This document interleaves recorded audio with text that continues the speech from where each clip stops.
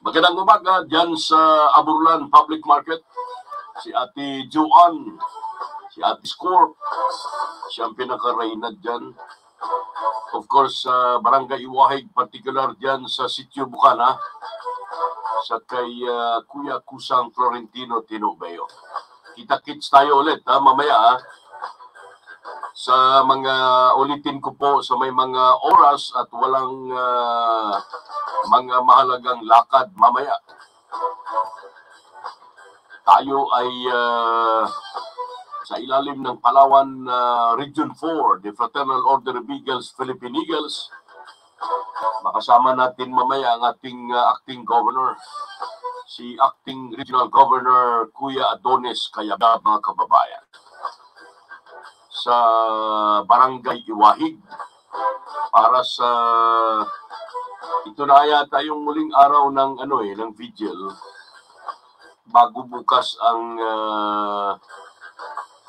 libing, no? If my memory serves me right, kung tama yung nirelay kahapon sa akin ni Kusang JP, na tonight will be the last night or vigil para sa bago dalhin sa huling hantungan ang mahal na tatay ni na Kuya sa Tinobeo at Ate Cecil, mga kababayan. Pinapasalamatan natin ang mga nurses kahapon na tumulong sa atin. No? Kami ni Kumpay Turing Manalo. Madali lang. Wala nga 3 minutes Pag-akyat namin sa ikalawang palapag dito ng mall na malapit lang sa atin. Si Kumpay Turing Manalo, natuwa siya kahapon. Kasi siya ay vaccinated o injected ng anti-pneumonia vaccine. Ang effect is 5 years ang visa, mga kababayan. Tayo naman ay nagpa-anti-flu shot kahapon dahil mahalaga. Kasi grabe katindi ng sabi ng mga naka-experience ng trangkaso ngayon. Malupit ang kapag ikaw ay dinapuan ng trangkaso ngayon, mga kababayan. Napakalupit. Napakalupit in the sense na pag dinapuan ka ngayon ng trangkaso, ang batok mo daw ay naninikip. Sakit ang ulo.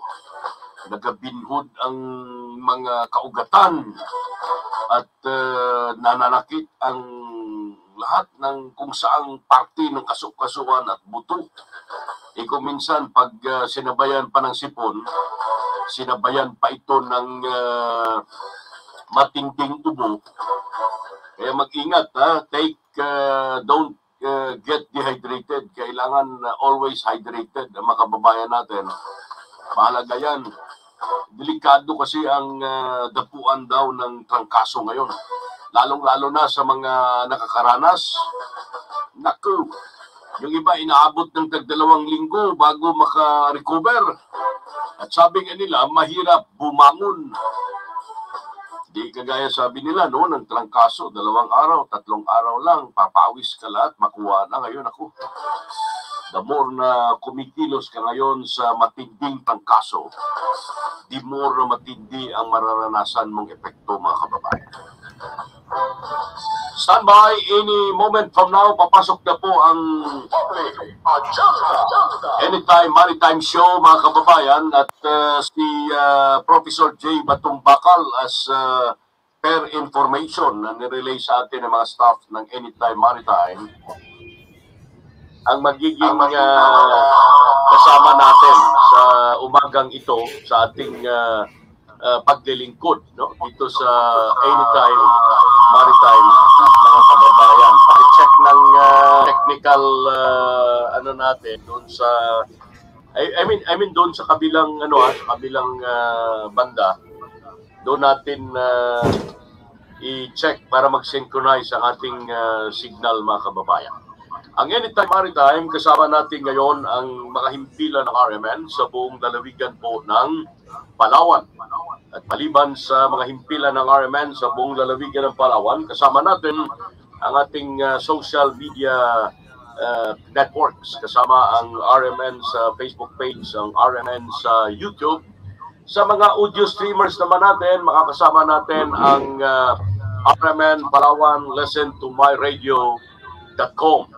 At ang nag-iisang partner, katuwang natin dito, ang Palawan Vanguard Online News Agency, mga kababayan. No, ang tamang oras natin ngayon, 8 minutos na po nakalipas sa oras na alas 8 ng umaga. Welcome sa ating program Anytime Maritime. No? And today is a very special edition or episode of Anytime Maritime. Considering that we are not only pleased, privileged, but honored to have Professor J. Batong Bakal, isang bihasa, isang eksperto sa larangan ng mga usapin, particular sa West Philippine Sea, sa mga pinag-agawang teritoryo, sa arbitral ruling, at sa paninindigan ng ating pamahalaan.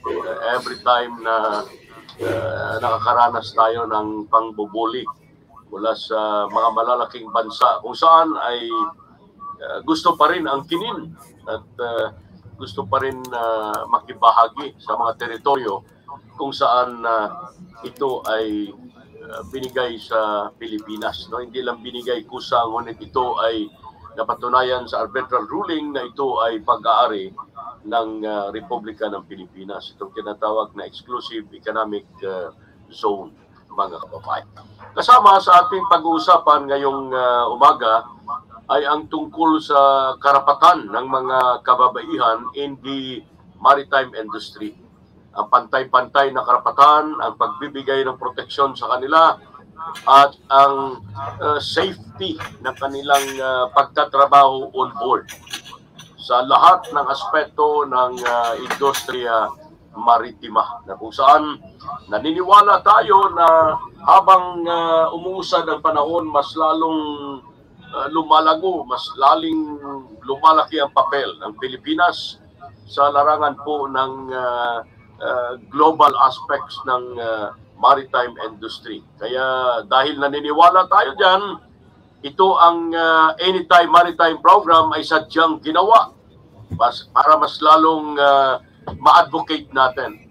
Hindi lamang maabanse, ngunit tayo ay magiging kabilang sa mga advocacy, hindi lamang ng ibang sektor, ngunit maging responsive sa pangangailangan, particular sa pagpapatupad ng mga batas sa ilalim ng mga kinaukulang ahensya ng ating pamahalaan, mga kababayan. Now, without much ado, while we are waiting for Miss Mary Ann Ibuna Pastrana, I would like to introduce at kung sino ang katuwang natin ngayon sa Anytime Maritime, ang mga co-advocators natin, kung sino sa linya natin.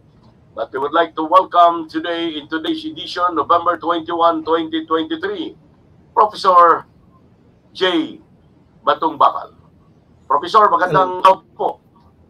Hello, good morning po. At sa lahat po nakikinig at nanonood, good morning din po. Okay, welcome to Anytime Maritime Show.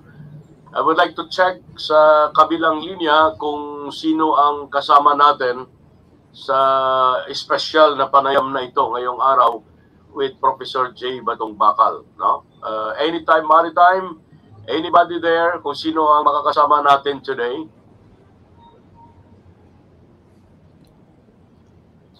Wala pa. So, habang hinihintay natin ang founder ng Anytime Maritime Multimedia Communication Group, at ngayon nanonood sa atin ang mga media organization, mga partner natin dito sa Palawan from Brunei Darussalam, sa particular sa area ng Bandar Seri Begawan, sa Labuan, Malaysia, sa Kuta, Kinabalu, sa Kudat.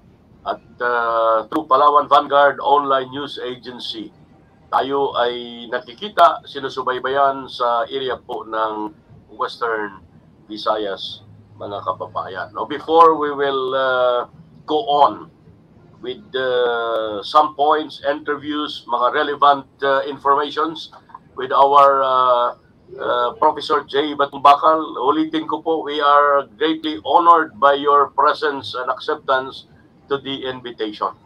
I would like to call on and welcome the founder of Anytime Maritime Multimedia Communication Group, mga kababayan, si Miss Mary Ann Pastrana. Magandang umaga po, magandang araw, ma'am. Hi, GM Alex, magandang umaga. Attorney J, magandang umaga po. Hi, good morning. Thank you, sir, for joining us this morning. We're very, very excited to have you. Katinext ko po si GM Alex. Ako, GM Alex, napaka-big time ng bisita natin ngayong araw na ito. Walang iba, ang go-to person ng ating bayan tuwing merong issue sa maritime. Sino ba? Kumbaga, may kanta po sa utak ko. Who are you gonna call? Attorney J. So, Attorney J, magandang umaga. And GM Alex, alam mo, magkasama po kami ni Attorney J sa PNP Maritime Group Advisory Group. Siya po ang ating chairman, ako po ang vice chairman. And I'm just so excited to have him today. I'm sorry may ingay po sa aking background. I am in Sofitel right now because it's the starting day of Crew Connect conference, starting today up to Thursday.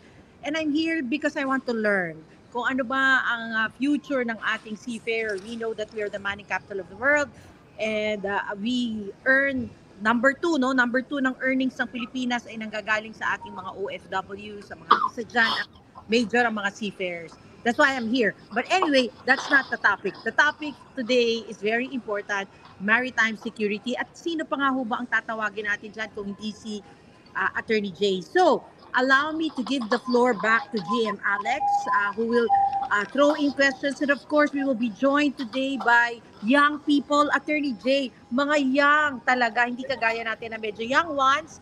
Pero I'm excited that Waypoint's young advocates in the person of Toff and Case will also be joining the spotlight to interface with us, GM Alex. And GM Alex, napakahalaga ng usapan na to, lalo sa ating bayan dyan sa Palawan at sa mga nakikinig. Yes, ma'am. Of course, buong Pilipinas, but generally Palawan because of the West Philippine Sea issue that we will really dig deeper today. All these issues, maliliwanagan po ang ating mga listeners tungkol dyan. And maybe just to add, Attorney J, GM Alex, tayo po ay sinusuportahan ng mga maritime schools all over the Philippines, and we meant this to be also on the social media platform so they can rewatch again, hindi lang live today sa buong Palawan at sa Vanguard Online News, but it can be retrieved later on by maritime students and watch repeatedly over time. So yan po, I will be tuning in here, listening. So GM Alex, take it away.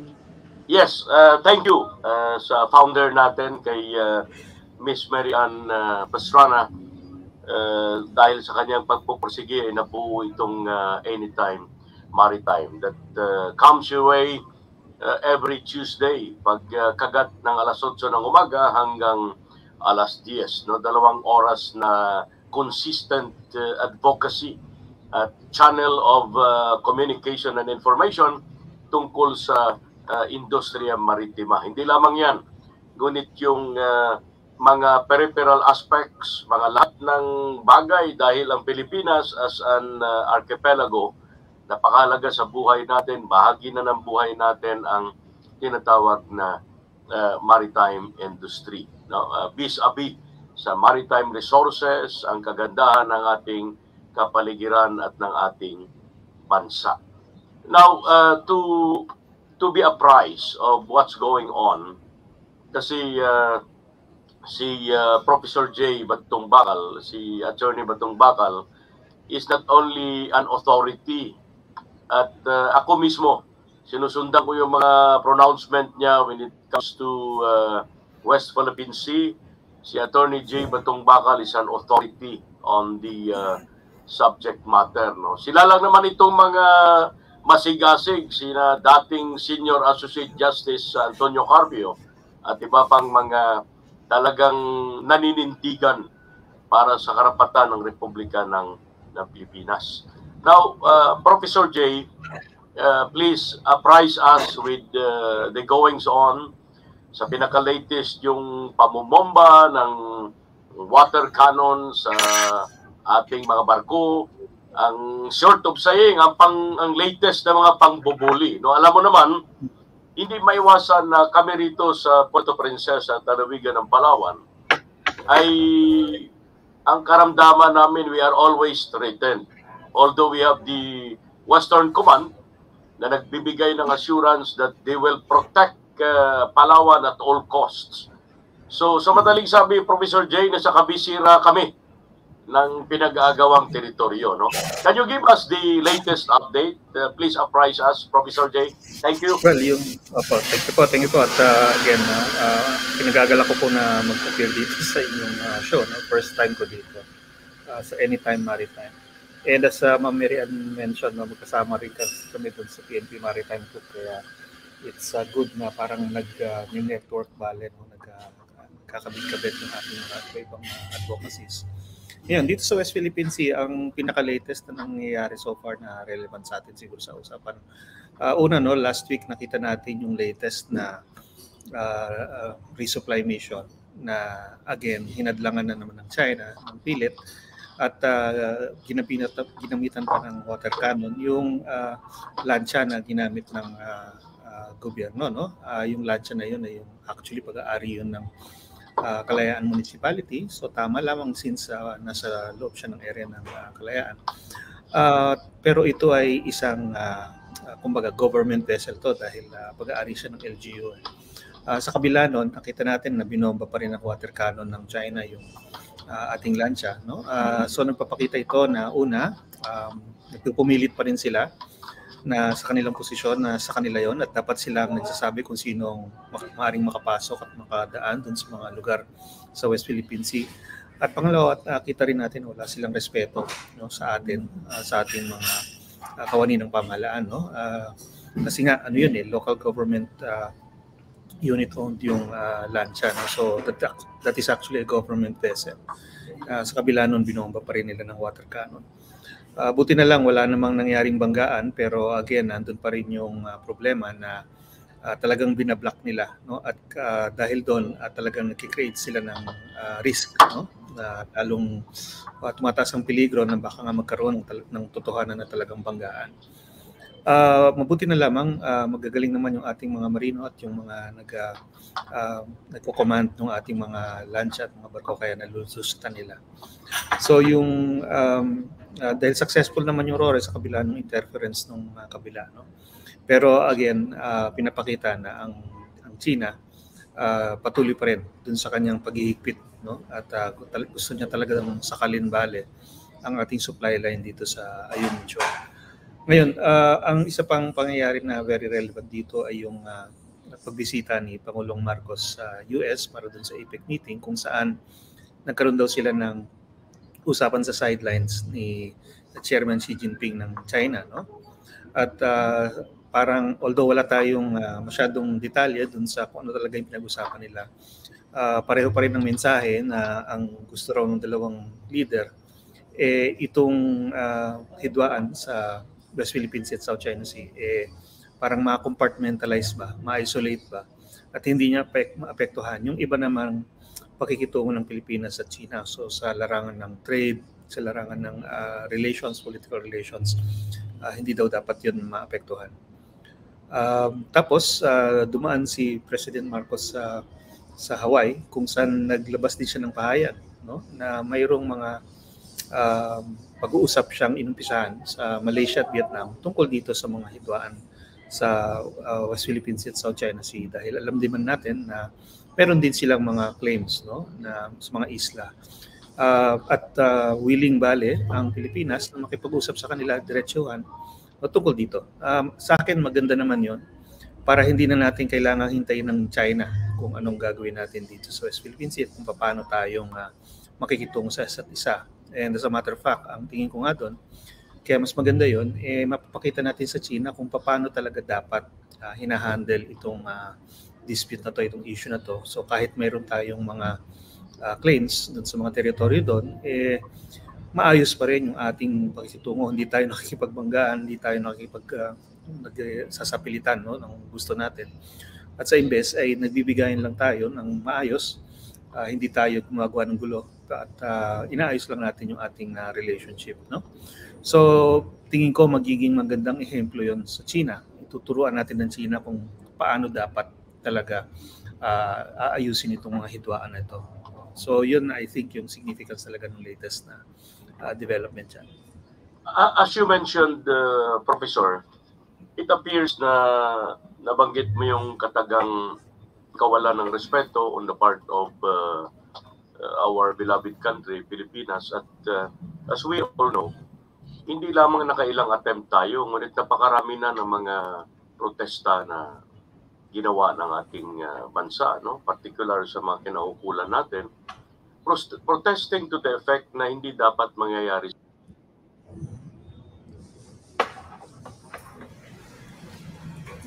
Oops,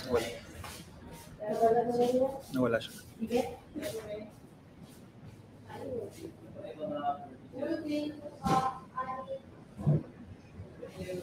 Ay, nakamute kaya tama, Marian. Ay, okay, Attorney J. Nawala yun. Yeah.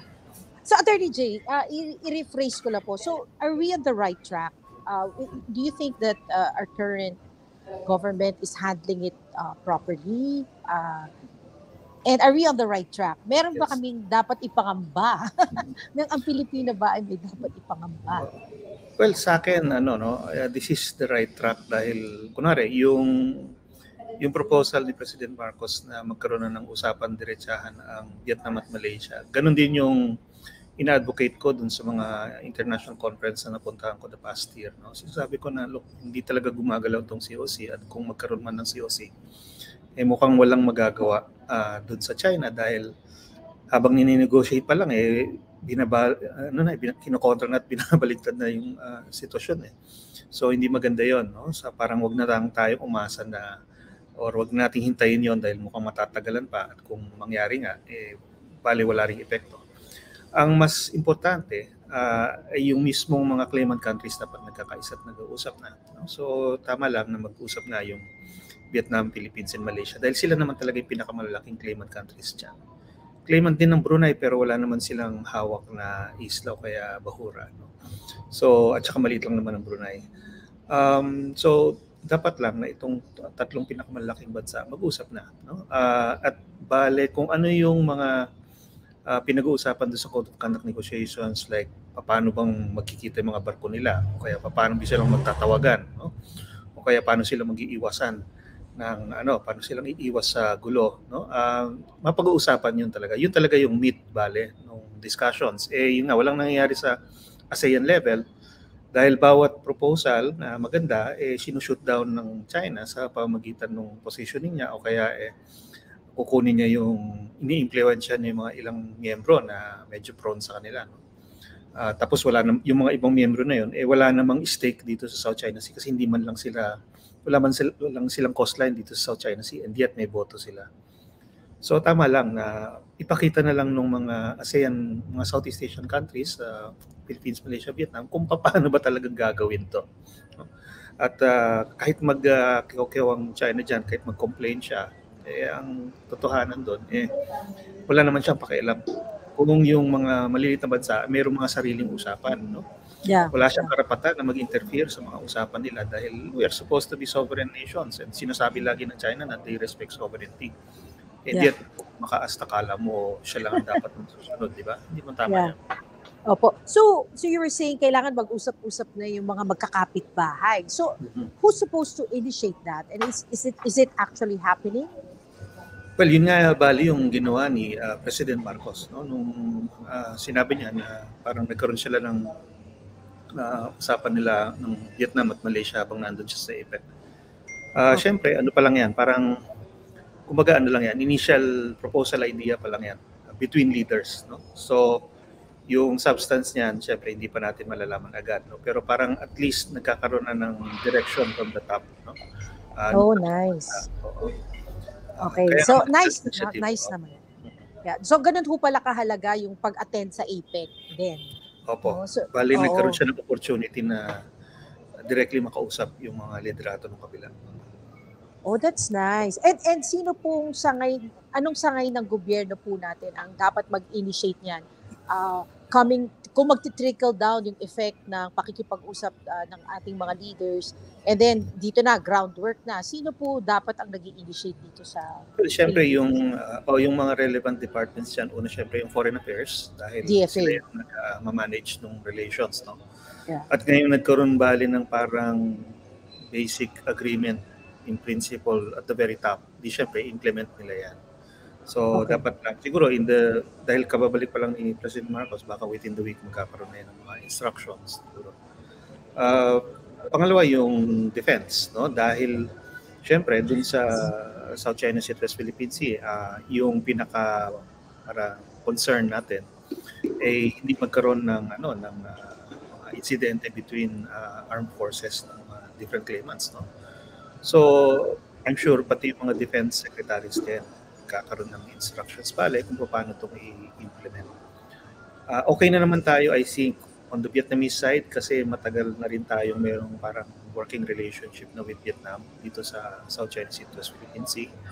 Nagkakaroon nga ng sports fest at ng mga visits, no, yung mga armed forces ng dalawang bansa sa mga isla nila. So yung Malaysia na lang siguro yung parang magiging next na challenge dahil bagong idea to siguro para sa Malaysia. No? I'm sure magkakaroon ng malalim na usapan yan between the two countries. Dahil siyempre, yun nga, paano nilang gagawin ito na hindi nila naapektuhan bale yung ongoing na dispute nila. Kagaya sa atin at Malaysia, yung Sabah. Diba? Siyempre, iwasan nila yun. Okay lang naman, pwede mo itabi yun. No? Dahil itong problema naman sa South China Sea, pwede mo maihiwalay yan. At saka doon, ang balikaharap mo talaga, isa pang partido yung China. So, pwede mo ma-separate yun. And then, hopefully, through this parang example, pag nagkaroon ng mga breakthrough dito, makakita ng China na hindi lang siya na may alam kung paano magkaroon ng maayos na settlement and relationship dito sa dagat. Nakita niya kung paano natin ginagawa. Dapat siya na yung sumunod sa atin. Yeah. That's good to know po. It's comforting to know na may ginagawa yung ating liderato at alam niyo po, Attorney Jay, nakatanggap ako ng text from DFA talking about having a common activity we can do to help promote all of these issues on maritime security. And I'm glad that when you said that talagang dapat mag-initiate ang DFA and defense. And I guess sa ating po mga listeners, a lot of our listeners would be young students, schools in the maritime sector. They're probably asking, so what's in it for them and what can they do? Siguro po bigyan natin sila ng idea, like what can they do? Maybe they feel small or anong part namin dyan? Well, actually malaki yung stake ng maritime sector, no, lalo na yung ating mga marino, no, mga seafarers. Sila ay nakakapaglayag sa mga barko international voyages, no, in many different vessels na under different flags, no. Yung ability na yon, parang sila yung makapaglayag, para makapag-cruise sila, makapag-command minsan, no. Yan ay dahil sa existing system of international law, no, at lalo na pagdating dito sa law of the sea, no, yung batas international para sa karagatan. Nagagawa nila yan dahil nga doon sa mga freedoms na nire-recognize, no, ng law of the sea para sa lahat ng bansa. Kaya kahit Pilipino ka, pwede kang crew ng Liberian na vessel at pwede kayong maglayag sa South China Sea o kaya sa Arabian Sea, no. Yun ay dahil sa sistema ng law of the sea. Ang hirap sa China, ang ginagawa niya, gusto niyang gawing parang internal waters niya itong South China Sea, no. So parang kumbaga magiging lake yan. Pag ganun, kahit anong gustong gawin ng China dun sa loob ng dagat na yun yung masusunod. So, kung sasabihin niya, for example, na hindi niya papapasukin ang mga barko ng Panama at ang papapasukin lang niya ay barko ng China, no? o kaya sasabihin niya na kailangan required na kung sino maglalayag sa South China Sea dapat Chinese lang, hindi pwede yung ibang nationality.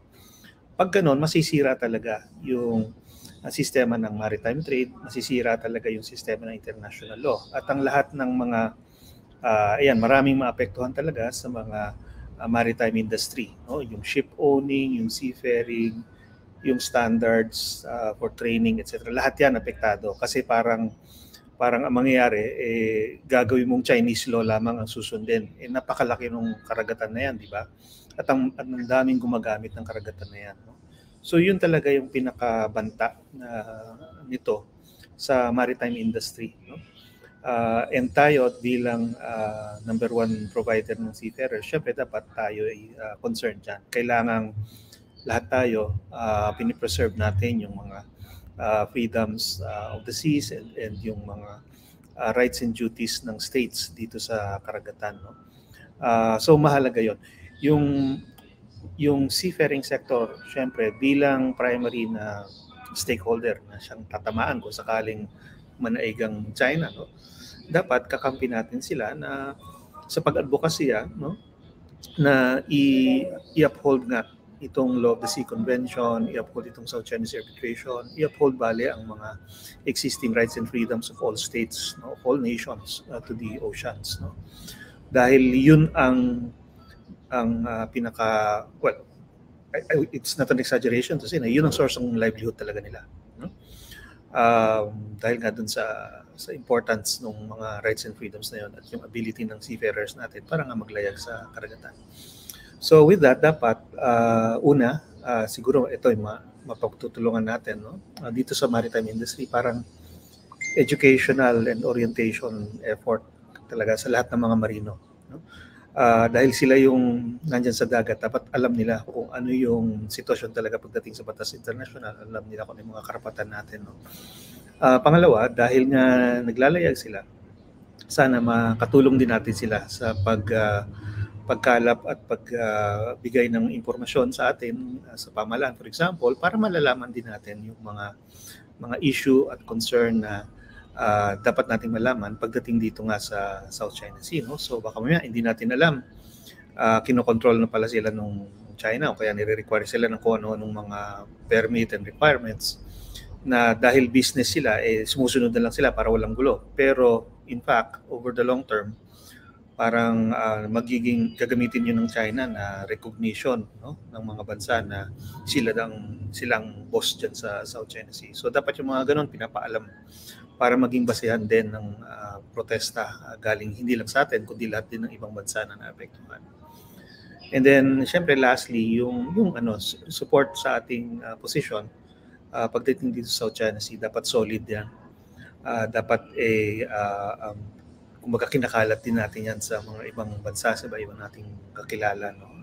Kasi kailangan talaga united tayong lahat, no? Laban dito sa pinipilit ng China na sa kanya ang South China Sea. Wow, that's very nice, GM. Attorney. Attorney na talagang dapat paglaban natin ano yung sa atin. In fact, nanalo na po tayo sa courts, no? Diba? Sa Hague, nanalo na po tayo. And so the more people who will know about this can support it, and then we should talk about it to the next generation. Kasi Yes. di ba po, nalilimutan po natin, no? Opo, kasi Yeah. nalilimutan at naloloko din, no? Ang daming Yeah. misinformation, disinformation dyan, no? Exactly. Isa dun sa pinakamasama yung mga uri ng misinformation na parang sinasabi na tanggapin mo na lang na malakas ang China at wala tayong magagawa. Yan ang nga. pinakamali talaga. Yeah. Kasi kung ganyan ang attitude mo, no, sa buhay, Yeah. saan kangkungan ka kaya pupulutin, no? Walang batas, walang limits ang pwedeng gawin ng malalakas, di ba? So hindi tayo dapat pumayag sa ganun, whether it's in your personal life or sa international community. So it's really putting our foot down and knowing what's ours and then fighting for it and then talking about it. Like, would you say dapat pag-usapan ng mga any maritime advocate sa mga hapag nila, sa mga anak nila, this issue and fight for it? Opo, dapat po, no? Kasi nga, this is parang fundamental ito. It's about having and living in an international community no? One that is governed by law, not by force. Okay? So, that is napakahalaga niyan, lalo na sa mas maliliit na bansa na hindi talaga mapapantayan yung lakas ng mga industrialized states, no? Kasama na doon ang China, no? Sa ganung sitwasyon, kailangan talagang batas ang manaig. Yun lang ang dapat na maging paraan para magkaroon ng self-restraint itong mga malalakas at mga may poder. Kaya dapat tayo, ang mga advokasya natin bilang bansa, no, talagang in line with law. Hindi itong in line with power. Yeah. Kung ano yung rule of law. Kaya may law para may order. Diba? That will really pave our way. So, Attorney Jay, ano po ba ang like young people, a lot of them are into games and maybe they're not into current events, they're not into maritime, precisely why we're doing this. Ano po wish ninyo na stance ng kabataan natin and young people for that matter, or maritime advocates or people in the maritime industry like me? May wish po ba, a wish list na meron kayo na pwede niyo pong share sa amin? Opo. Siyempre, no? Una, kasi nga, we're an archipelago. We always say that we're an archipelago, pero hindi natin na-act out, hindi natin na-substantiate. Kasi sa katotohanan lang, yung kinagisnan natin, puro nasa lupa, no? Yung mga kababayan natin na nakatira sa mga coastal communities, parang sanay sila sa dagat pero hindi nila parang na-express, hindi nila na-articulate pa. So hindi niya nako-consider na mahalaga din yun.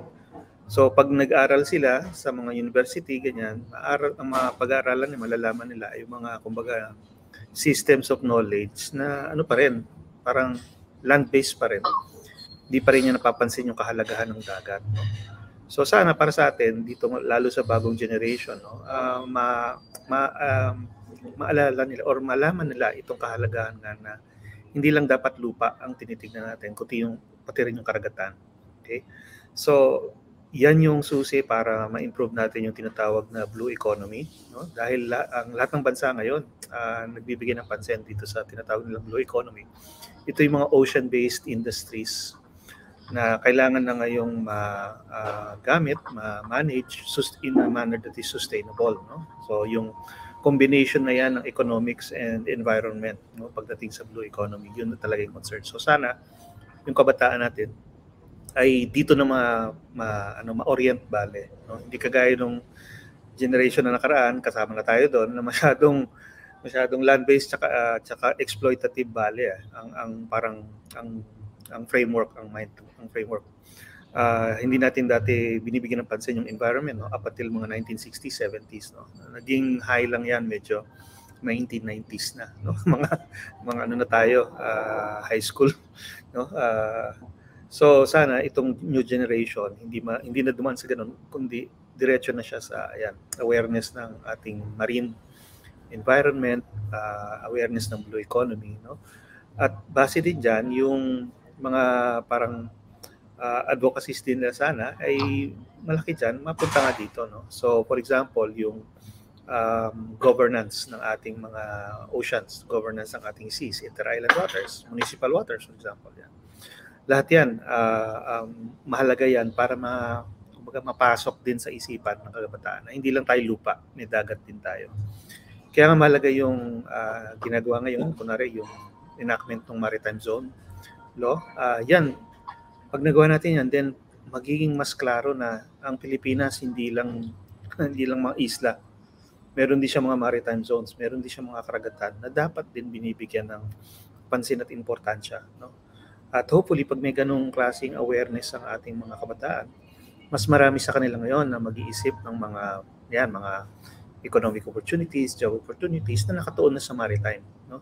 Hindi yung lahat gusto mag-BPO, kundi may mga gusto rin na gumamit ng mga sa karagatan, mga opportunities sa karagatan, whether you call it ecotourism or marine industries, kung ano man yun.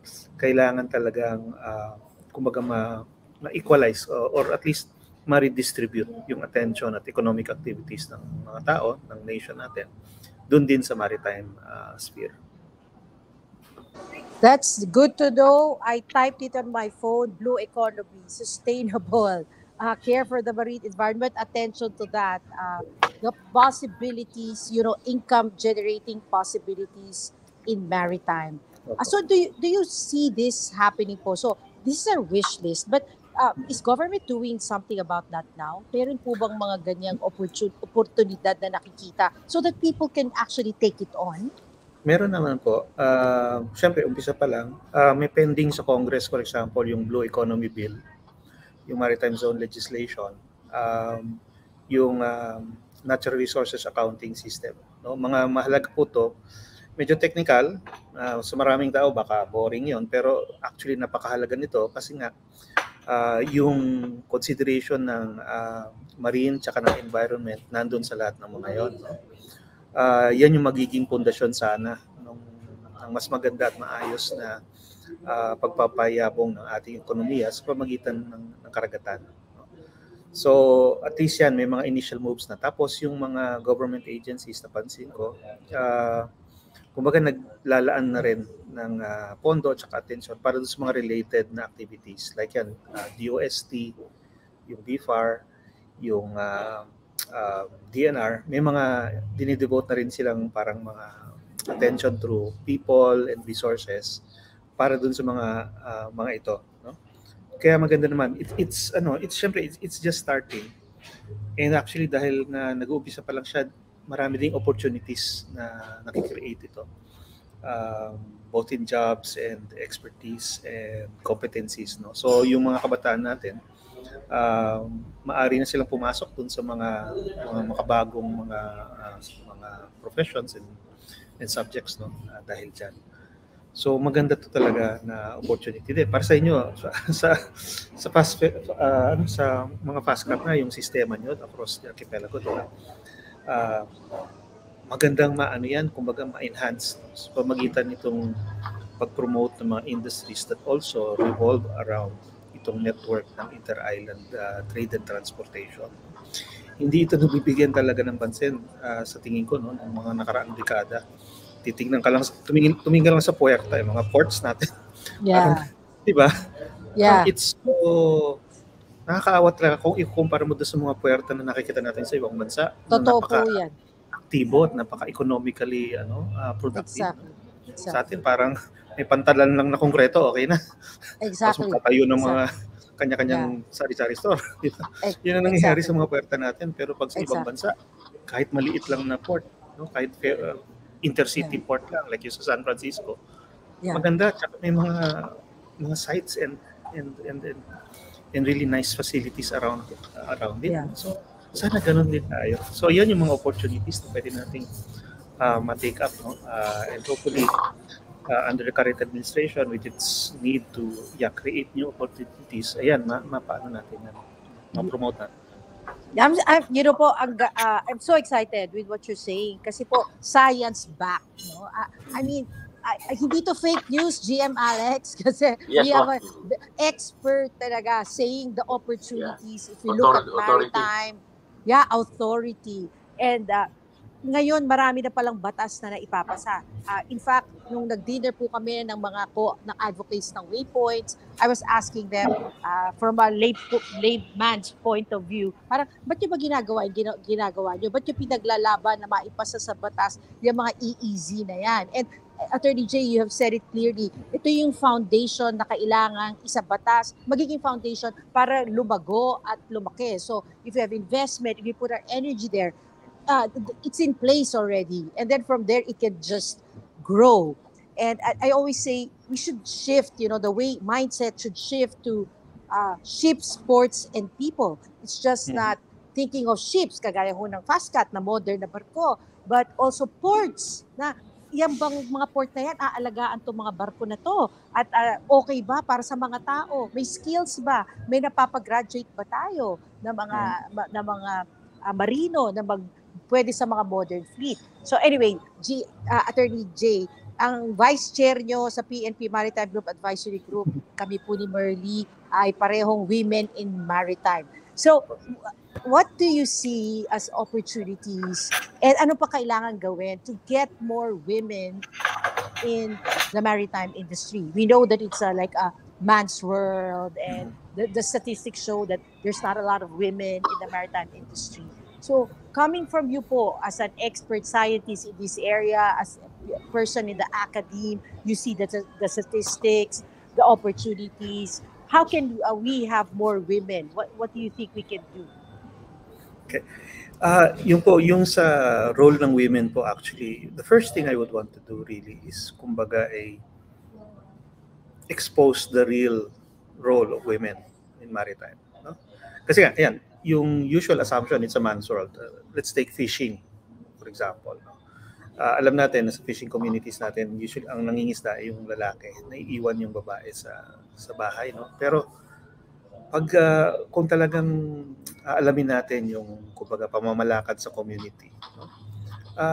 Napakalaki nung role nung babae, ng asawa na naiiwan para ma-sustain actually yung family at saka yung local economy na iniiwan ng mga mangingisda kasi naglalayag sila. So yung mga ginagawa nilang bagay na parang ina-assume lang natin or we take it for granted, hindi yan nabibigyan ng appropriate na economic value eh.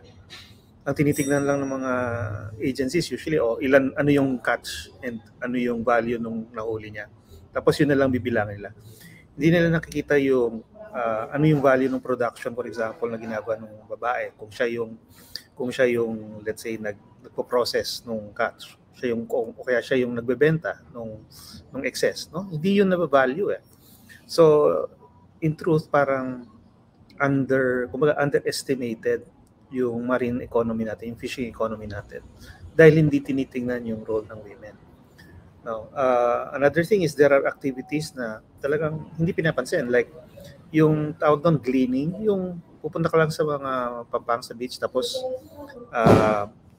i-gather mo yung mga shells, gano'n, yung kukunin mo lang sa baybayin para nga siguro para pagkain o kaya yung iba para nga ibenta rin, no? Hindi yun napapansin. Wala akong nakita mga statistics sa ganun, pero nakikita ko siya sa mga anthropological and ethnographic studies ng mga fishing communities. No? So I suspect na malaki talaga yung role pero hindi nga siya nakikita. No? So una, kailangan ilabas natin yun at i-highlight yun. So actually for the women in maritime, baka magandang parang proyekto yun na just collect all the existing parang studies and ethnographic accounts and then hanapin nga ano yung nakita doon na role ng mga kababaihan. No? And then that way, ma-increase yung awareness ng mga tao na look, meron tayong malaking resource, malaking productive capacity na hindi natin talaga nakikita, hindi natin napapansin. And yet, pag na-account yan properly, no, maaaring magbago yung ating kunwari economic planning, mga investment planning natin, etc. So yun, basic yun sa akin. And that's just yung fishing communities. What more kung akit ka pa sa ibang mga activities na mas complicated like local businesses, mga and other activities, no? Marami na siguro studies sa corporate level, sa higher level, like ikaw, Ma'am Mary Ann, di ba? I mean, you're basically what, CEO ba? Or ano yung, di ba? I mean, it's a large company na talaga. No? Pero yung in-between, no? Parang di natin alam. Di ba? Yeah. Other than maybe a few population demographics data, yung actual activity hindi natin nakikita. So parang without that knowledge, nangyayari parang random na lang, parang sortihan na lang pag may umangat na kababaihan sa mga pamilya. So dapat makita natin yun lalo na sa maritime industry. Wow, ang ganda. Actually, biglang meron na po akong ilalagay sa table sa Women in Maritime monthly board meeting namin. Pwedeng gawin, ha? Getting yung ethnographic accounts. And, oh my God, parang ang sarap pag-aralan nito. Yeah, and the opportunities. Kasi I think, Attorney Jay, a lot of the young Filipinos who want to study maritime transportation, ang mindset nila mag-a-abroad, tas kikita ng dollars. So what you're saying is there's a lot of opportunities that can make people stay, and then like especially women. Yes, ang daming possibilities na pwedeng gawin. Sinasabi mo doon sa sector, sa middle class. So specific to sa fishing sector, but maybe there are so many other things like tourism, is education, agriculture and maritime, mga ganyan, marami. Oo. At okay, attorney, alam ko po na you have 8 minutes with us because after you, I think the young advocates of Waypoints will be joining us. Bibigyan ko po ng chance si GM Alex. Alam ko marami siyang tanong. O GM, Yes, ma'am. meron ka na lang 8 minutes para makausap si Attorney Jay. Diyos ko, ang saya-saya natin talaga. Ang swerte natin, GM Alex, sa kabisita natin si Attorney Jay ngayong umaga. So sige, fire away. Yes, ma'am. Actually, marami naka-line up na tanong, pero ang isa sa nakikita ko, sabi kasi kanina ni Professor Jay, ni Attorney Jay, na Congress now has pending bills when it comes to siguro to refocusing on the maritime industry. But ang gusto ko itanong, si Professor Jay ba, if asked by the government, would you recommend na i-enhance natin ang ating maritime security? Bibili tayo ng maraming armas, bibili tayo ng maraming vapor de guerra na mas lalo natin ma-protect, o ito ba ay magiging futile exercise na hindi naman kailangan? Daanin natin sa diplomasiya, but the thing is, what can stop this big country from claiming and continuing to pose as if amin ito, kami lang ang may karapatan dito? Do you think yung gesture na ito o mindset nila, kung mindset man matawag yan, has something to do with their own quest to control the global economy? Kaya wala silang pakialam kung sino ang masagasaan along the way, Professor Jay? Well, una po, no, yun sa short answer do sa tanong, no, na kailangan ba natin mag-invest sa ganyan sa ating maritime security? Definitely po. Kailangan po talaga. Kasi again, archipelago tayo, maraming paraan para mapasok ang ating bansa sa pamamagitan ng katubigan, at marami ding paraan para manakawan tayo ng mga resources, no, na kailangan natin bilang isang bansa, no? So kailangan talaga yung maritime security. Dalawang aspeto yan. Yung traditional approach is yung military nga, kaya may mga Navy at Air Force, no? Pero ngayon, yung dito sa Waypoint Project, ang aming hina-highlight ay yung tinatawag na civilian maritime security. Yung ding role, bale, ng mga civilian agencies para ma-secure yung ating bansa at yung ating mga resources. So, kailangan talaga yan. Itong kapitbahay natin, masyadong malaki at medyo masyado nang nagiging ganit, no? Ang intention talaga niya, no, ay makontrol niya ang karagatan sa paligid niya. So, South China Sea, kasama na yan, no? Siyempre, pasok to ng West Philippine Sea. Tapos, sa norte natin, yung East China Sea. At saka yung Yellow Sea na nasa pagitan na ng Korea at ng China, no? So, East China Sea, nasa pagitan ng Japan at China. Security niya, ang kanyang iniisip. Yun ang priority niya, eh. So, nakikita natin na lahat ng mga galaw niya, para nga ma-enhance yung kanyang security, no? Para ma-secure niya sarili niya, kailangan niyang kontrolin ang lahat ng karagatan sa paligid. At ang problema, yung idea niya ng control ay pag-aari at pag-aangkin, no? At yung mga bansang nasa tabi nitong mga karagatan na to, katulad ng Pilipinas, ng Japan, ng Vietnam, Malaysia, baliwala sa kanya. May mga ibang bansa na may interest din dito at may legitimate din na mga claims dito sa lugar na to, no? After all, these are marine resources na historically ginagamit nila, eh. Baliwala sa kanya yon, no? Tapos ang sama pa, tinatrato niya ang lahat ng mga maliit na bansa, no, sa hindi magandang paraan. Parang tingin niya dyan sa lahat na yan, mga puppet lang yan nung kaaway niya ng US, for example, no? Hindi niya kinikilala na may sariling isipan ito mga to at may sariling interest. And akala niya, essentially, mabibili niya lahat ito sa pamamagitan ng pag-o-offer, pagpangako nitong mga economic opportunities at saka yung trade, no? Pero napaka one-sided ang nangyayari na trade, no? So, for example, kuha sa atin ng mga resources katulad ng nickel at saka ng mga electronic goods like mga semiconductors, transistors, etc. Pero ginagamit niya sa mga barkong pandigma niya, no? Ginagawa niya ang paggawa ng bakal ng barko, no? At yung mga electronic equipment, kasama na 'yon, no? Tapos yung iba naman ginagamit niya para gumawa ng mga appliances na ibebenta naman sa atin din ng mas mataas na presyo. So napaka one-sided, no? So At nakikita natin na talagang inaangkin niya na lahat, no? So pag hindi yan tumigil, no? Pag nanalo siya at nakuha niya ang South China Sea, wala akong duda na susunod na aangkinin naman niya yung mga kunwari ang Sulu Sea at ang Pilipinas mismo. Baka mamaya sabihin niya, hindi, dati naman kayong tributary state. Nagpunta yung Sultan of Sulu sa China noong ancient times. Ibig sabihin, kinilala nyo kami bilang hari, di ba?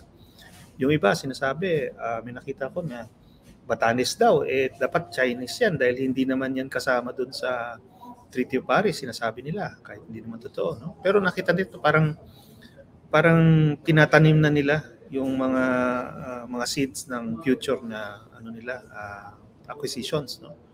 So pag ganyan, baka mamaya in 100 years talagang we will be a province of China na ganyan, no.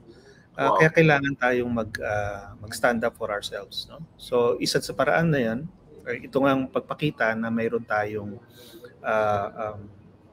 strong stand and strong defense, no. Dahil para sa kanila pag ikaw lalamya-lamya at mahina ka at obvious at pinapakita mo na takot ka, lalo kang ididiin nun. Yun ang reaction nila. Hindi nila nire-respeto talaga yung mga mahina. Pero pag nakikita nila pumapalag ko lang yung tanong ko kanina.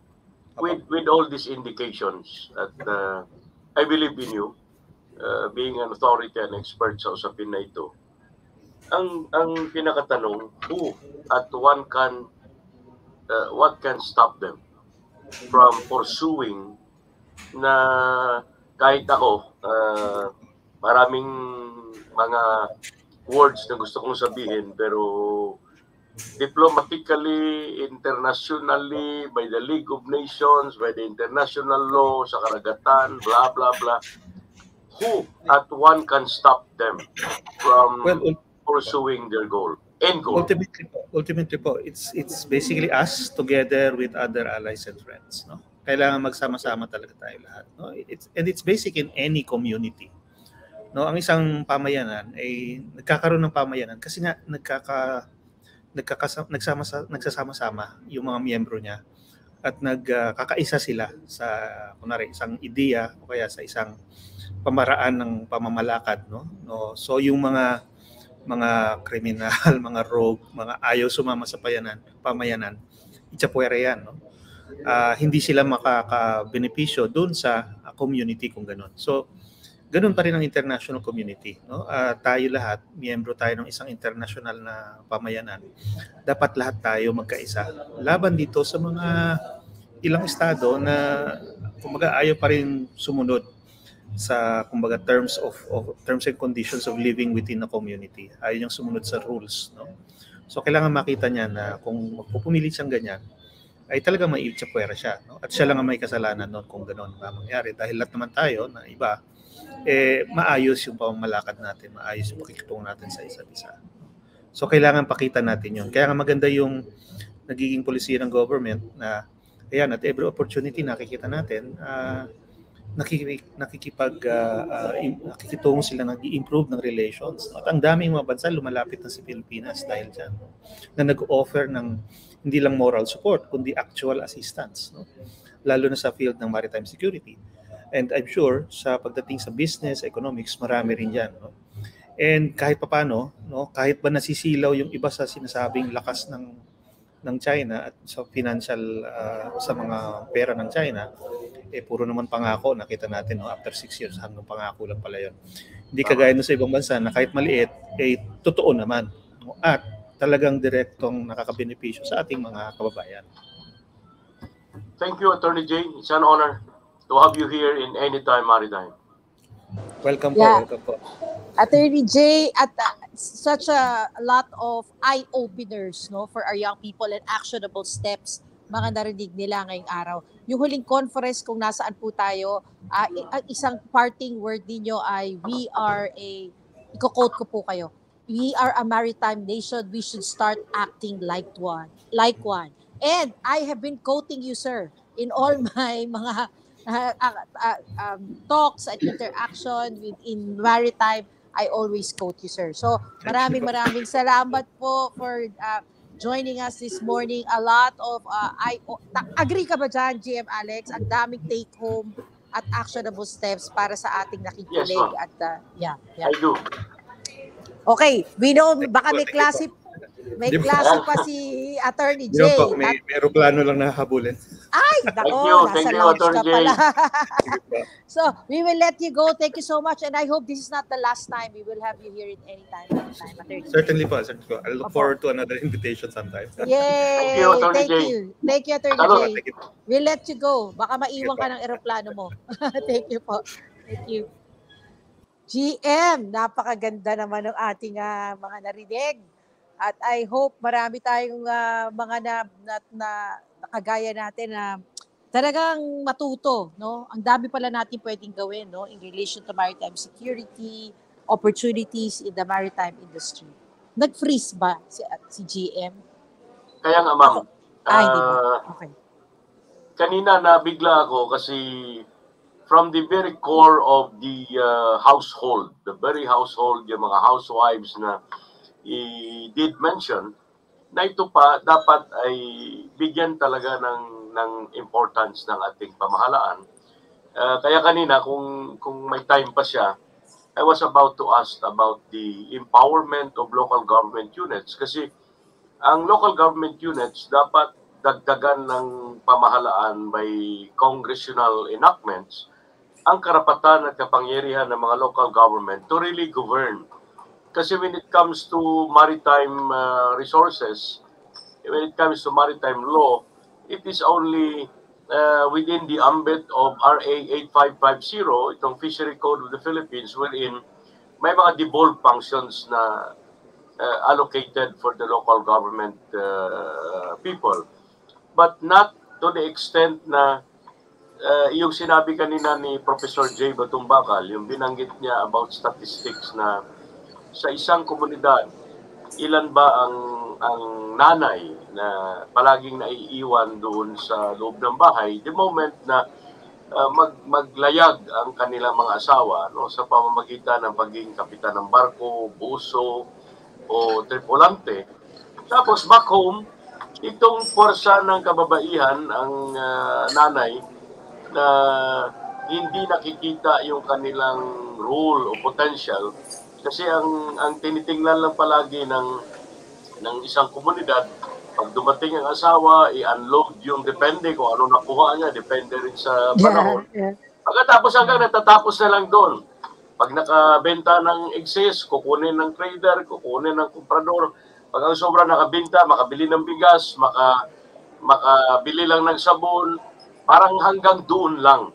So what Professor J was saying a while ago is that dapat itap at i-empower itong mga kababaihan who are in the sector of maritime resources which form a part of the whole maritime industry. I think sana magkakaroon man lang ng mga sustainable programs ang ating pamahalaan through the LGU. Yes.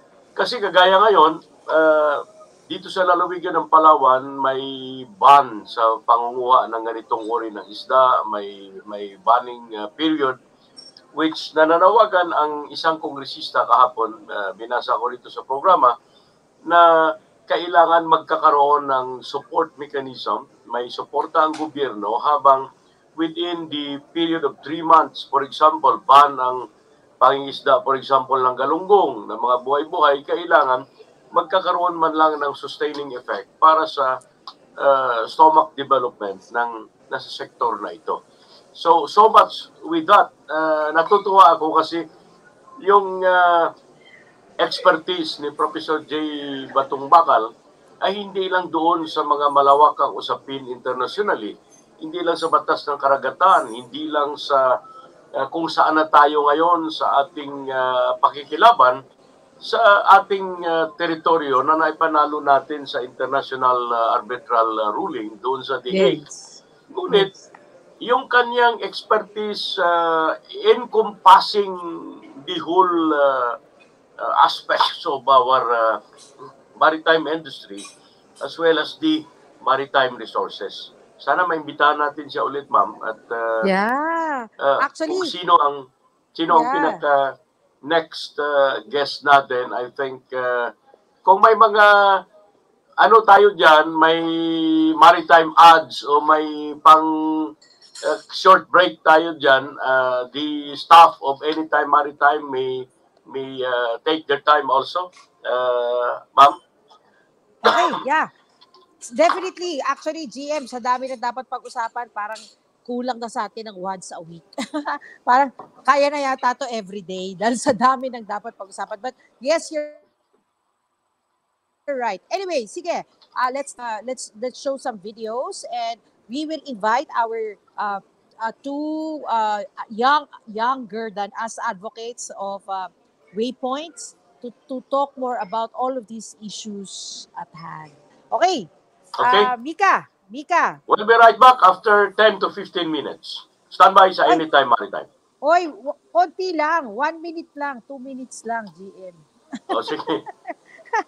2 minutes lang. Okay, Mika, let's show some videos and let's call our guests next.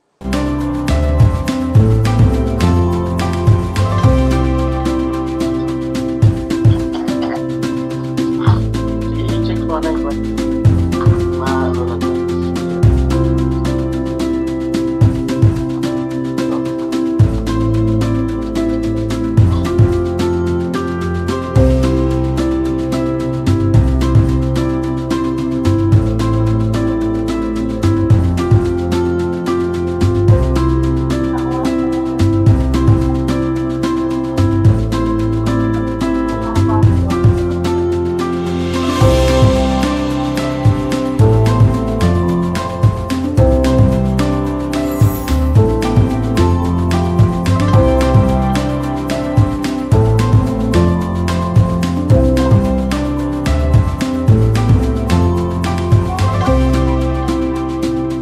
Laman ng hapag ng Pilipino ay dapat gawang Pilipino.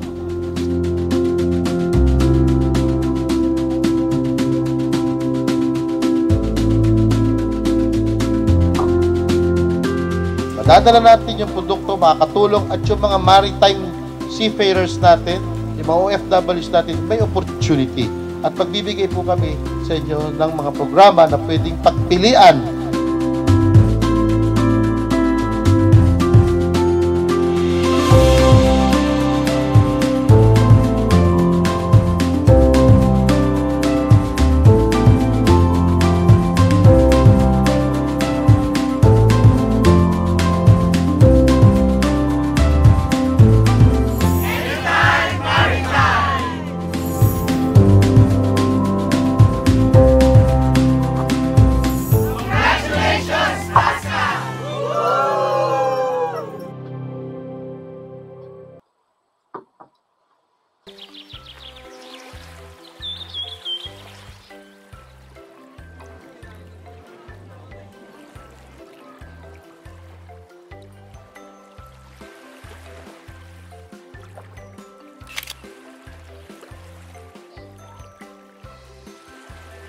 Na-push na rin vacay trip natin! Beshi deserve! I'm ready for the endless OOTDs!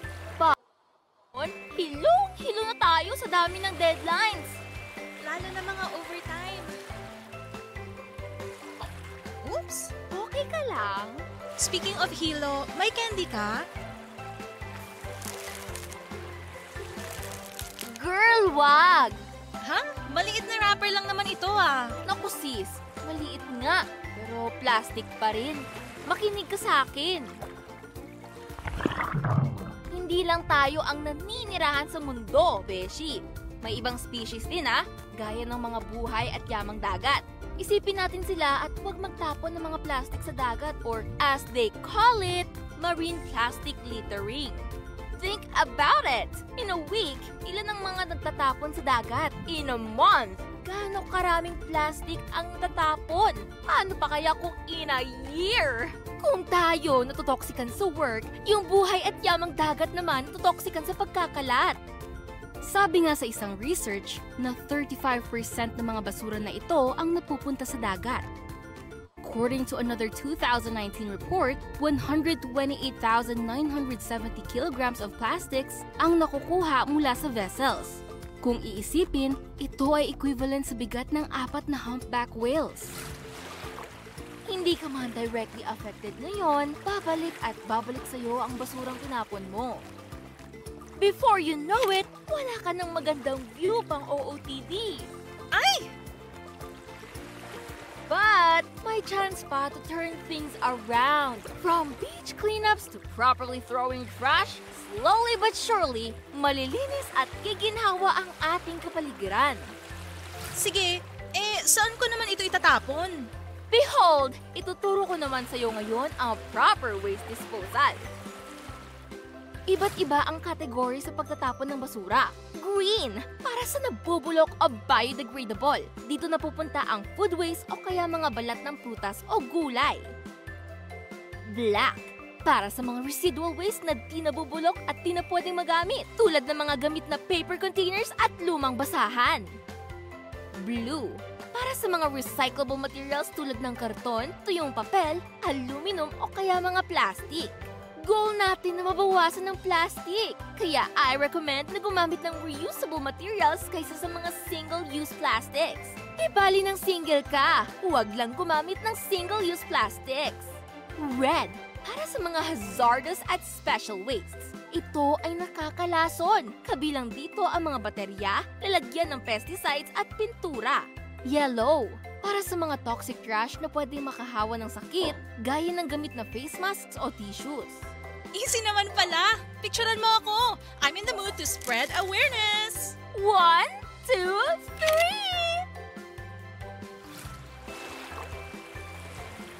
3! Marami ng stress si Mother Earth nowadays. Tulungan nating bawasan ang kanyang baggage. Umiwas sa pagkakalat sa kung saan-saan. Matutong mag-segregate ng basura. At higit sa lahat ay umiwas sa single-use plastics. Sana by 2030, may malaking bawas na sa plastic pollution. Maging considerate din tayo sa ating mga desisyon because our collective acts can either make or break the future we have on this planet.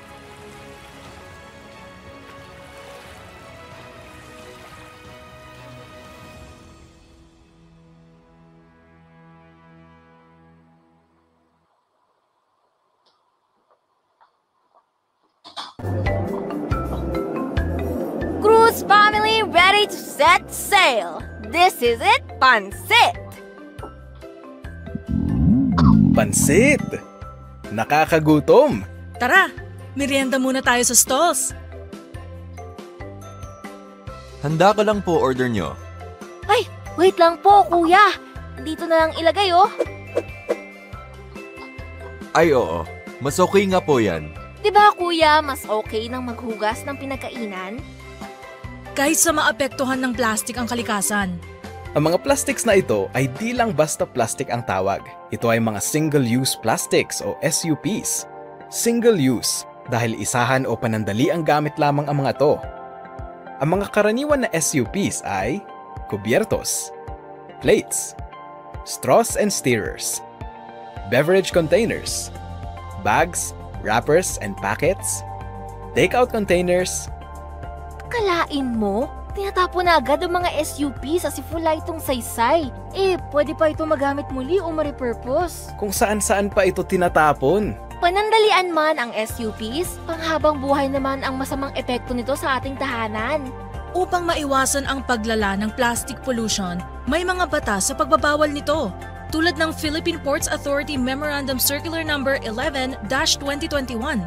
Ayon dito, ang paggamit ng SUPs sa lahat ng pantalan at pasilidad na sakop ng PPA, pati na rin sa mga pasilidad at mga opisina nito ay mahigpit na ipinagbabawal. Kasama dito ang mga SUPs katulad ng plastic cups na mas manipis sa 0.2 mm, mga straw at stirrer, kubyertos pangkain, at thin-filmed na plastic bags na madalas ginagamit sa pamimili ng mga gamit, pamamalengke o kaya pang-take-out ng mga pagkain.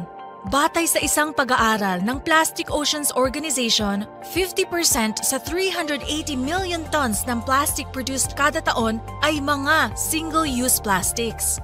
Mukhang maliit ang mga bilang na ito, pero dito nagsisimula ang plastic pollution. Ayos! Sana dumating ang panahon na mawala ang mga hindi na kailangan na plastic dito sa pantalan. Sana rin po lahat ng customers ay matuto ng wastong pagtapon ng basura o waste segregation. Green, para sa nabubulok o biodegradable. Dito na pupunta ang food waste o kaya mga balat ng prutas o gulay. Black, para sa mga residual waste na di nabubulok at di na pwedeng magamit tulad ng gamit na paper containers at lumang basahan. Blue, para sa mga recyclable materials tulad ng karton, tuyong papel, aluminum o kaya mga plastic. Red, para sa mga hazardous at special wastes. Ito ay nakakalason. Kabilang dito ang mga baterya, lalagyan ng pesticides at pintura. Yellow, para sa mga toxic trash na pwedeng makahawan ng sakit, gaya ng gamit na face masks o tissues. Mag-segregate tayo para mas mapush pa ang recycling, lalo na't halos lahat ng tinatapon dito sa port ay puro recyclables. Maiiwasan na rin ang pwede pang maging problema kapag naghalo-halo ng mga basura, lalo na sa landfills at ating kapaligiran. Marami pa sana ang makaalam dito.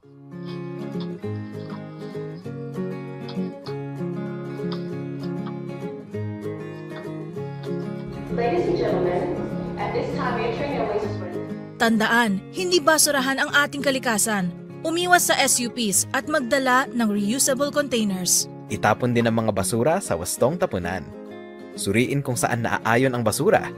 Hanggat kaya, piliing mag-reuse at mag-segregate para ma-recycle ang mga kayang ma-recycle. Gawin ang inyong mga bahagi para sa ating mga ports para sa kinabukasang secure at plastic-free.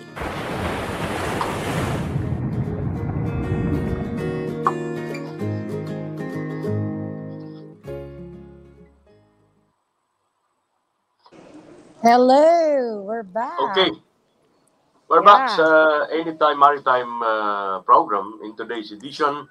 And today is November 21st, 2023, mga kababayan. No, we are only about 44 days, no, not 44, but mga 34 days na lang before the Christmas celebration. Actually, damang-dama na natin ang malamig na simoy ng hangin at damang-dama na rin natin ang excitement ng ilang mga marino na makabalik sa kanilang pamilya dito sa Pilipinas. At yung iba naman, with the influx of global technology, no, hindi na ganun kalungkot ang kagaya nung dati na talagang nangungulila ang mga kababayan natin, particular yung mga Filipino overseas contract workers, ang mga bagong bayani ng may turing ng ating Republika ng Pilipinas. No, habang inihintay natin ang ating mga bisita,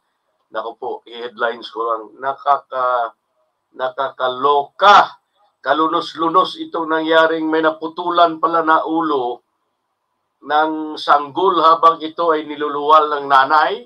Sus, Ginoo, mga kababayan, no? Diyos ko po, kailangan maimbestigahan ito. Bakit naputulan ng ulo ang isang baby girl habang on the process niluluwal ng kanyang nanay. Nakakalungkot naman itong balita. Saan yan? Saan po nangyari yan? Nangyari ito, ma'am, sa isang private birthing facility dito sa lungsod ng Puerto Princesa. No? Anyway, inaalam pa namin ang kabuuang kwento sa likod nito, pero parang hindi matanggap ng tatay, ng baby. At ang nanay is, I think, she's now suffering from so much depression dahil sa nangyari. No? Can you imagine, 9 na buwan mong tiisin, hintayin, pagkatapos with all the excitement, paglabas na putol ang ulo, naku po.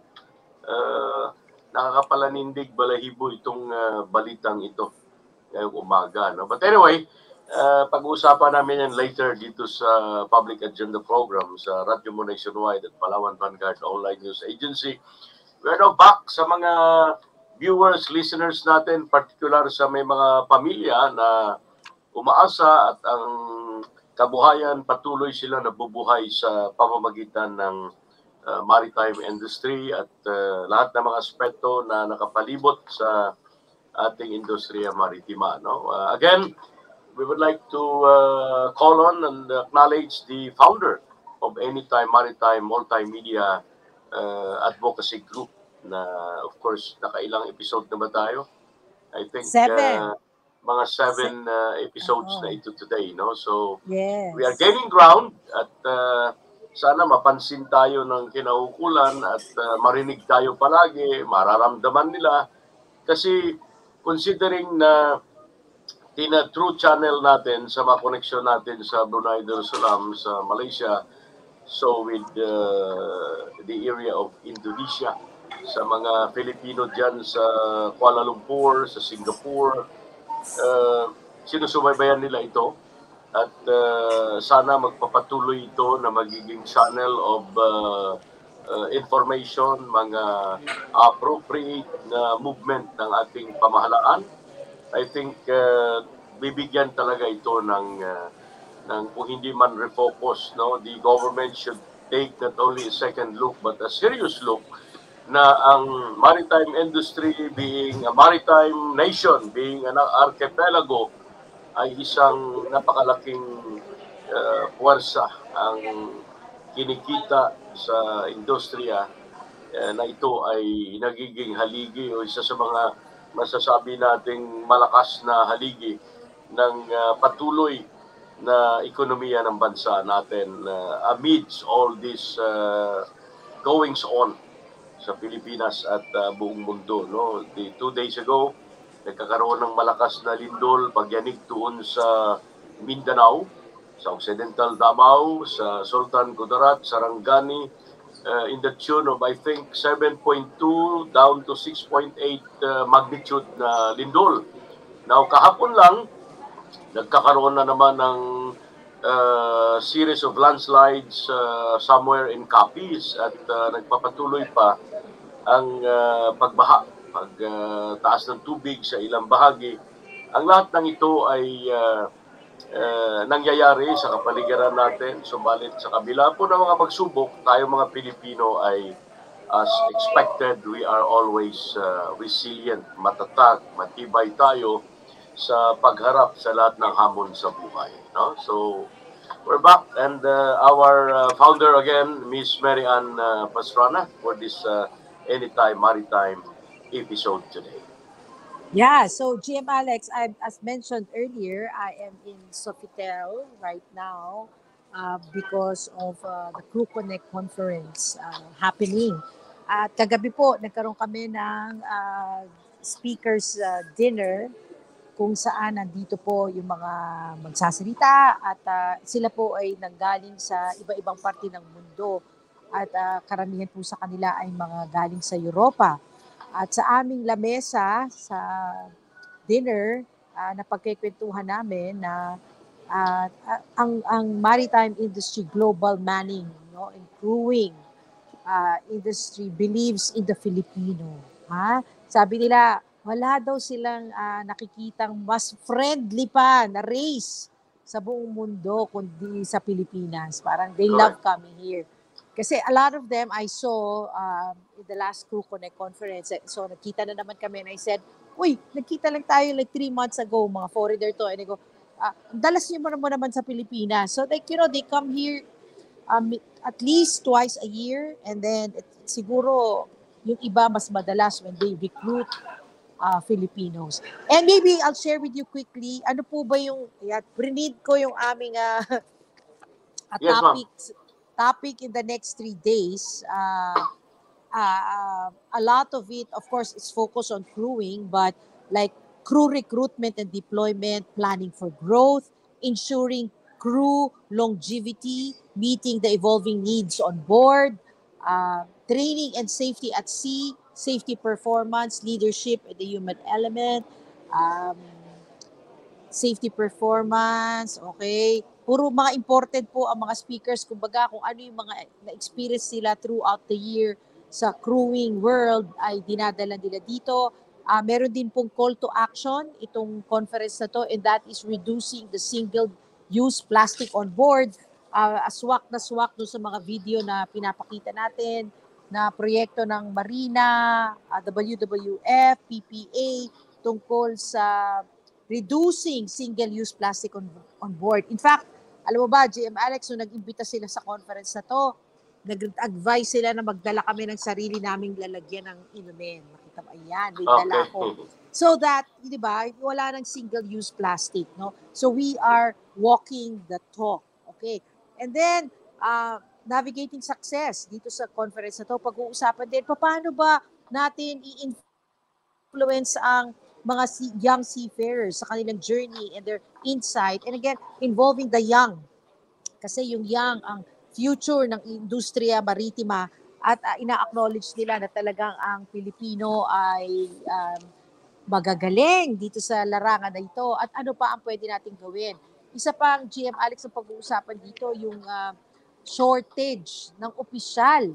Kasi alam mo ba, may study na ang mga Pilipino daw okay na maging rating na lang. Ayaw na nilang pumunta sa next level, which is yung managerial or maging opisyal, high-ranking official. And therefore, in this conference, pag-uusapan yan, paano pa natin i-encourage itong mga kabataan at maging leaders? Inimbita ko GM Alex sa launch ng isang kaibigan natin sa Interferry na may-ari ng barko sa Cebu, na ginawa sa Ostal. Doon sa Ostal, Cebu, 400 workers ay Pilipino and then 6 na leaders puro Australiano. At ang medyo napag-usapan namin doon, sabi magagaling the workers ang Pilipino. Kulang lang natin yung pagde-design or being a leader in this field.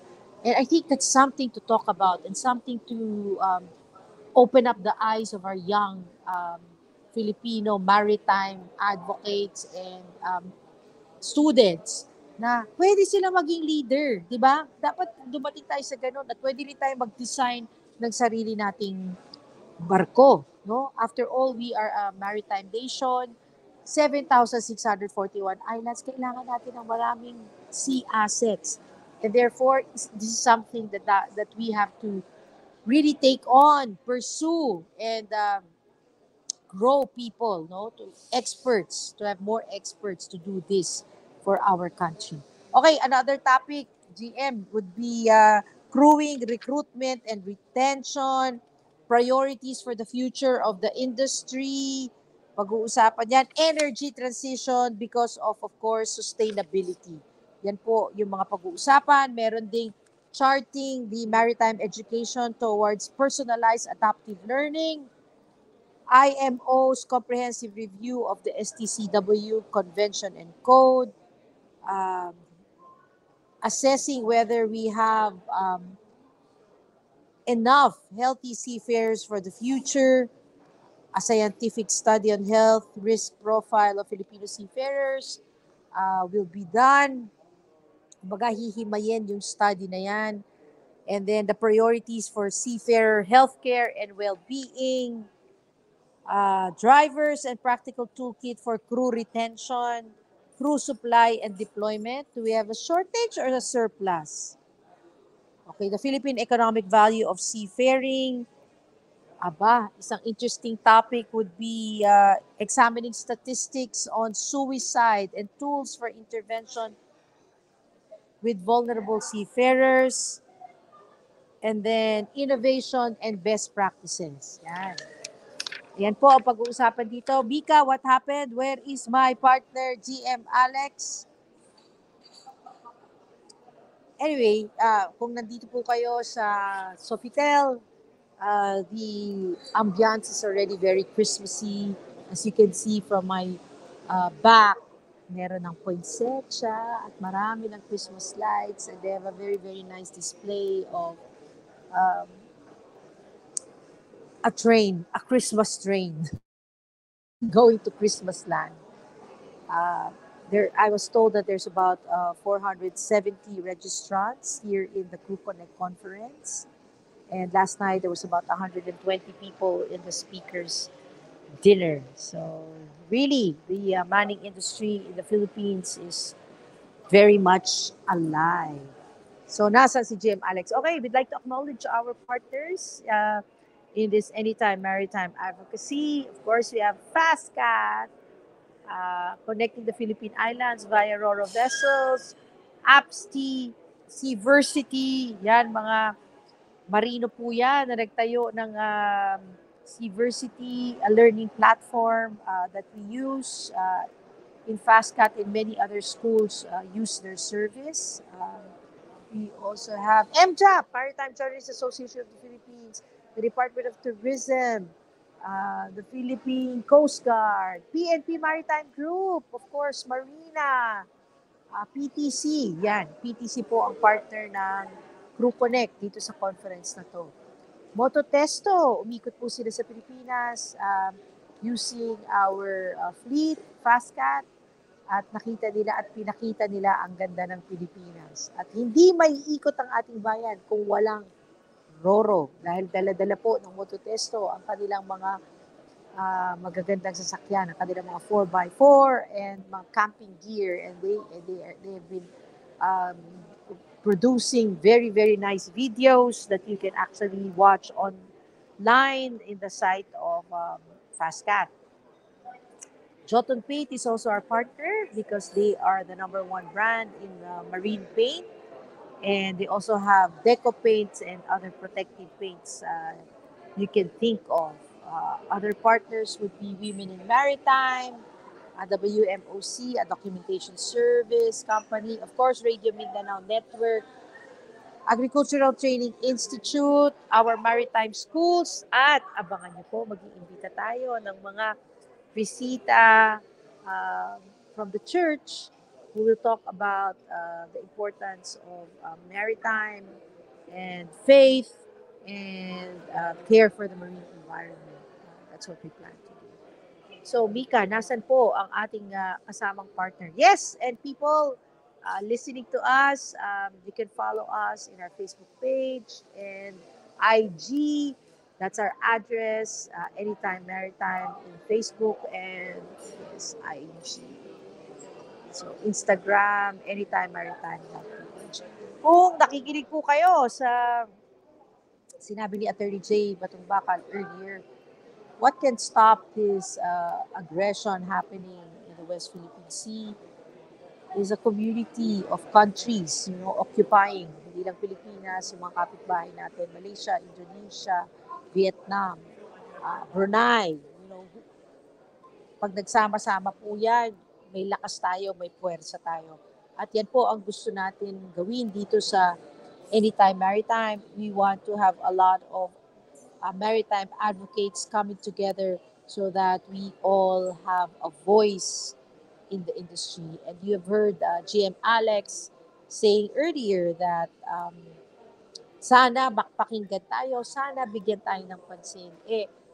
How to get there is if we all come together, if we have the numbers, if we build this community in this movement of Anytime Maritime, then we will be strong. So we are stronger together. Yan po ang adhikain natin. And I was chatting with the head of the Philippine Association of Maritime Institutions, and he actually said his commitment na, sama kami dyan. Sama kami dyan. Tulong-tulong tayo dyan. And for that, we are very, very happy. So, Mika, where's GM Alex? What happened? Itur ko kayo dito, ha? Habang wala sila. Itutur ko kayo sa display ng hotel. and you will see ang mga nagre-register sa Crew Connect conference. And you have that Christmas decor of Sofitel na napakaganda. Taran! Ayan. May mga maritime students pa dito. Hello, young people. Mag-hi naman kayo sa Anytime Maritime. You're live in Facebook. Saang eskwela po kayo? I'm from Maritime Academy of Asia and the Pacific. Oh, MAAP. Oh, sorry. Ayan. Yan, young people, MAAP. I don't know kung naririnig kayo dito. Ganito ba to? Paano ba yan? Low-tech kasi ako eh. But they're doing a coverage, no? You're doing a coverage of Crew Connect. Yeah. And what's in the importance of this to you young people? For us, we as cadets. You're cadets. Yeah, we're cadets. As cadets and the future. The future. Future leaders of the maritime industry. industry. Future leaders of the maritime industry.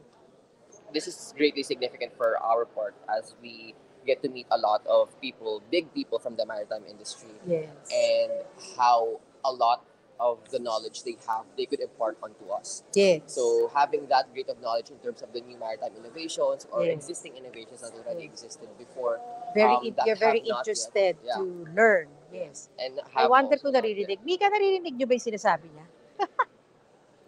Yes or no? I don't know. But I'm low-tech kasi. Nahiya naman ako ibigay sa iyo to. Naririnig ka ba nila? How will they hear you? Okay. Can they hear you kaya?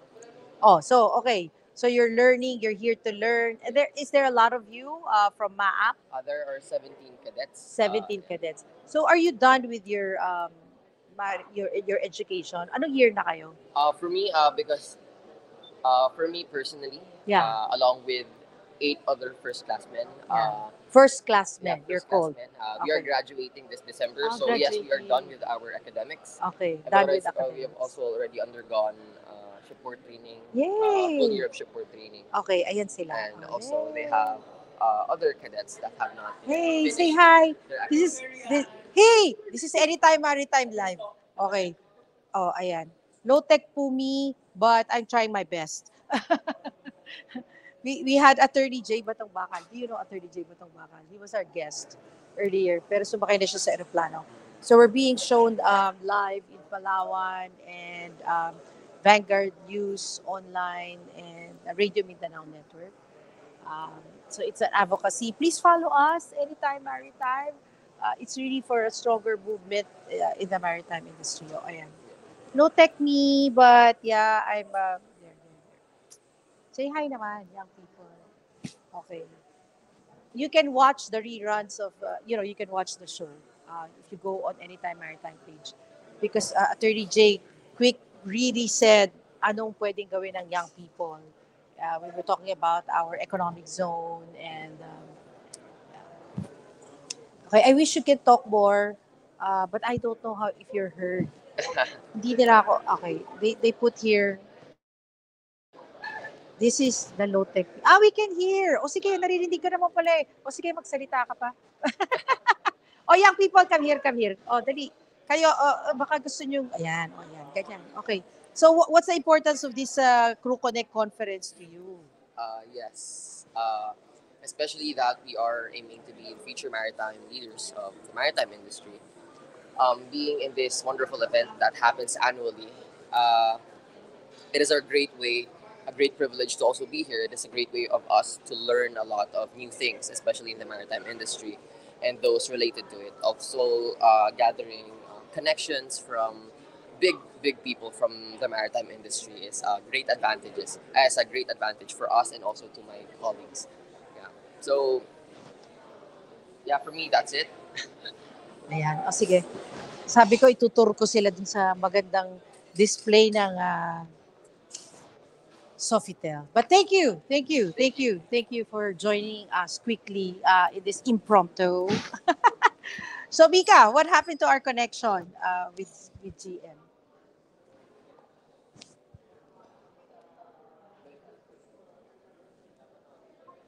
Well, if we are okay. Oh my gosh.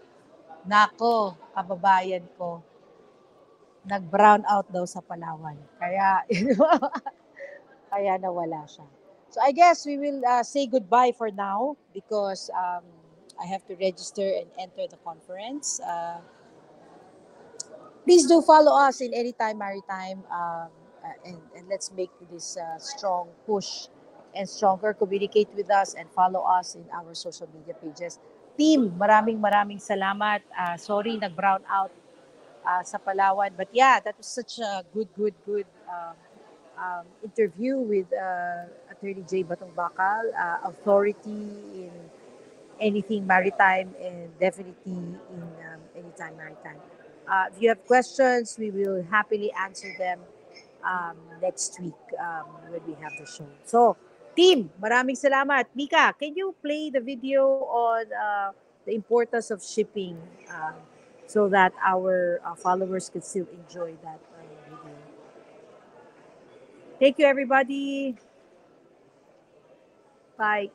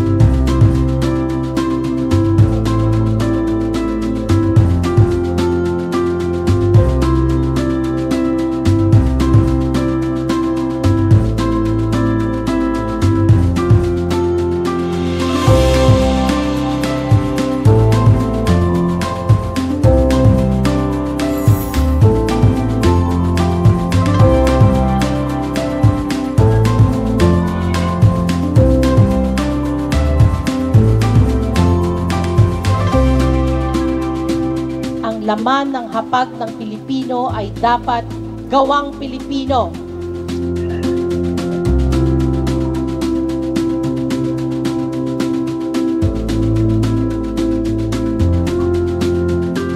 Madadala natin yung produkto, makakatulong, at yung mga maritime seafarers natin, yung mga OFWs natin, may opportunity. At pagbibigay po kami sa inyo ng mga programa na pwedeng pagpilian